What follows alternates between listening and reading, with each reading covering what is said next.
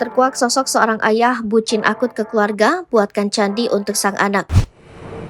Viral aksi seorang gadis memamerkan hadiah spesial dari ayahnya. Hadiah tersebut beda dari hadiah pada umumnya. Gadis bernama Aida Prasasti alias Sasti itu mengaku mendapatkan hadiah spesial dari ayahnya yakni berupa candi. Dalam unggahan akun TikTok, Sasfly, tampak Sasti memperlihatkan candi di latar belakangnya. My biggest flex is dibuatin candi sama ayah. Usut punya usut, ayah Sasti adalah sosok ternama. Dia adalah Ki Joko Bodo.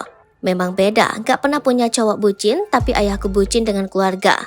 Tulis Sasti lagi dalam keterangan video. Warganet pun memuji sikap Ki Joko Bodo terhadap keluarganya yang manis. Tak sedikit dari mereka turut iri dengan Aida Prasasti yang dibuatkan candi oleh sang ayah.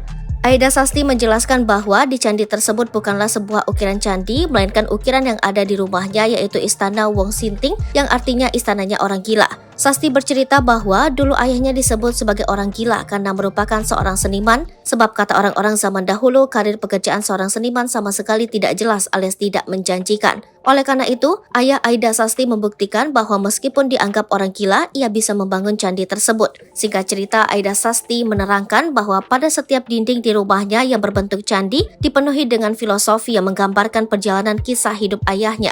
Sasti mengatakan Ki Joko Bodo sempat dipenjara karena merebut ibunya yang sudah bertunangan. Ayahnya itu bahkan pernah menjadi pengamen dan tinggal di anjungan Taman Mini Indonesia Indah karena tak mempunyai uang.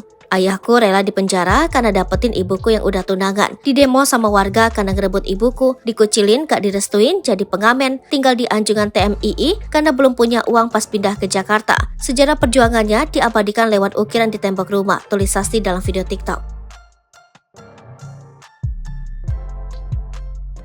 Download Tribun X sekarang, menghadirkan lokal menjadi Indonesia.